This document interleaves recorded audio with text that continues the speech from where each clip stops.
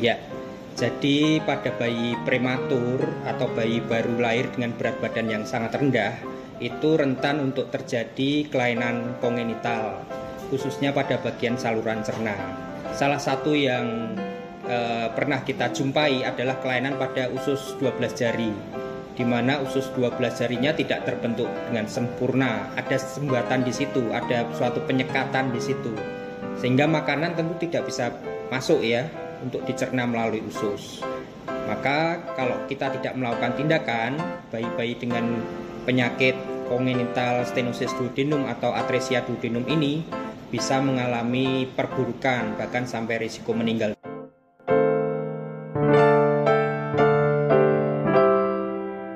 Faktor genetik tentu sangat berpengaruh ya kepada terjadinya atresia duodenum ini. Faktor-faktor lain yang berpengaruh antara lain tadi, yang pertama adalah bayi dengan berat badan lahir rendah, kemudian adanya prematuritas, lahir sebelum waktunya, kemudian mungkin ada faktor gizi, faktor genetik, dan faktor penyakit selama masa kehamilan. Nah, itu semua akan membuat kondisi di mana terjadi kegagalan pembentukan usus atau kegagalan vaskularisasi usus sehingga menyebabkan sumbatan pada usus 12 jari atau duodenum tersebut.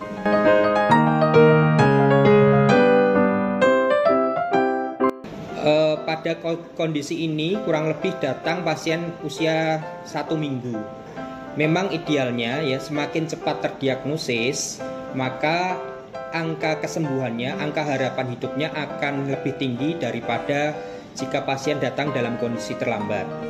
Kondisi jika pasien terlambat ditangani biasanya terjadi karena pasien sudah kekurangan cairan atau dalam kondisi infeksi atau kekurangan nutrisi. Itu semua akan membuat kondisi pasiennya ini terlihat tampak lemah sehingga akan lebih susah untuk recovery atau penyembuhannya.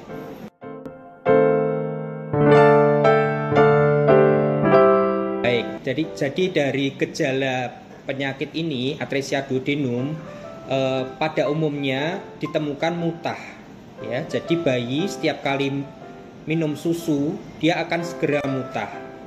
Nah, mutahnya ini bisa berwarna hijau.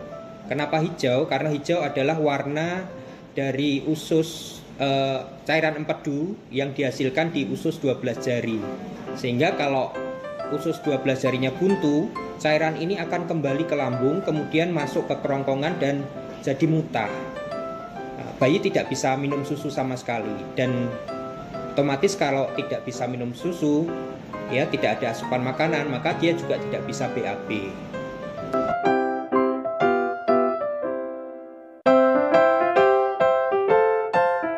Pengobatannya tentu harus dilakukan operasi ya. Setelah terdiagnosis dengan baik, kita pastikan bahwa memang ada sumbatan di usus 12 jari, maka terapi satu-satunya jalan adalah dengan jalan operasi. Ya, operasi itu dilakukan dengan jalan bypass. Jadi usus 12 jarinya dilakukan penyambungan ke usus yang bagian di bawahnya, ya. Namanya duodenostomi atau operasi penyambungan usus 12 jari. Nah, tapi operasi ini sendiri tentu harus dilengkapi dengan fasilitas rumah sakit yang baik. Harus mempunyai ruang intensif atau ruang NICU sehingga perawatannya bisa optimal di situ. Nah, ini belum semua rumah sakit yang bisa melakukan perawatan operasi bayi dengan prematur, berat badan lahir rendah serta disertai kelainan-kelainan kongenital ini dengan baik ya. Tapi di RSND ini semuanya sekarang sudah lengkap fasilitasnya, dan kami di sini bisa melakukan operasi-operasi pada bayi prematur dan bayi dengan berat badan lahir yang rendah.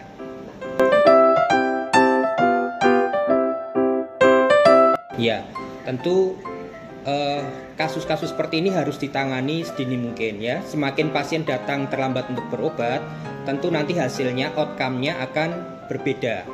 Ya, kalau bayinya masih fresh, masih baik, tentu hasil operasinya juga nanti akan lebih baik. Oleh karena itu, pertama untuk mencegah penyakit ini ya, kita harus melakukan screening ya, screening dari selama kehamilan. Kalau kehamilannya bisa terdeteksi ada masalah pada masa kehamilan, itu tentu akan jauh lebih baik. sehingga begitu bayinya lahir bisa langsung dilakukan operasi, tentu dengan dukungan fasilitas yang lengkap.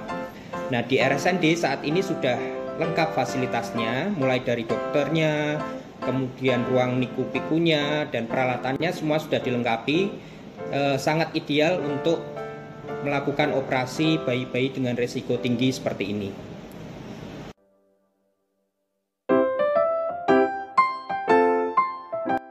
Ya, pada saat kehamilan memang idealnya kehamilan itu kan dilakukan USG ya, USG kehamilan tiap trimester itu harusnya dilakukan USG. Dari USG itu bisa harusnya ketahuan ya. Kalau di USG ketemu ada cairan ketuban yang berlebih, itu kita harus waspada bahwa ada sumbatan di saluran cerna. Karena apa? Cairan ketuban itu biasanya memang diserap di usus bayi. Jadi bayi itu minum cairan ketuban kemudian diserap di usus bayi untuk kemudian kembali ke sirkulasi ibu. Nah, kalau dari pemeriksaan USG kita ketemu ada cairan ketuban yang berlebih atau polyhydramnion, nah kemungkinan besar ada masalah penyerapan pada usus si bayi tersebut. Ya, jadi dari USG memang sangat penting untuk mengetahui ada masalah.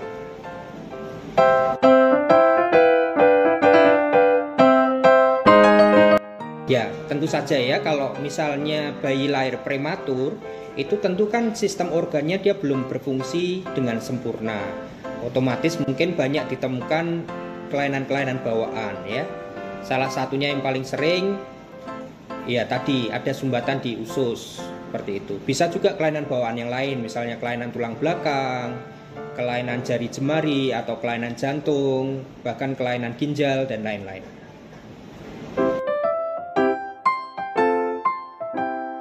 Ya, tentu saja bayi dengan lahir prematur tentu kita harus melakukan screening lengkap ya, kelainan kongenital, kemudian masalah pencernaan dan lain-lain.